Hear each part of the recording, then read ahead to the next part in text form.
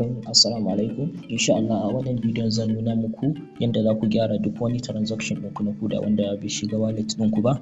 Bayan kun danna link ɗin sai ku danna wannan gurin da aka rubuta I have sent the money. So sai ku zaɓi service ɗin da kuke so ku gyara, account funding, sannan sai ku zaɓi wani bankin da kuka tura kuɗin. Daga nan sai ku rubuta account number ɗin. Bayan nan sai ku rubuta adadin kuɗin da kuka tura. Daga nan sai ku zaɓi ranar da kuka tura kuɗin.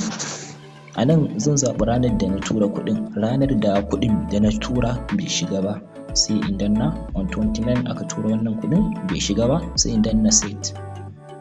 Bayan na danna set gurin sai in danna wannan gurin check payment status. Sai ku dan jira shi ya gama processing. Yauwa to kun gani bayan ya gama yan kewayen shi kun ga yanzu ya nuna mana successful sai mu danna kan proceed. Shikenan mun gama. Thank you.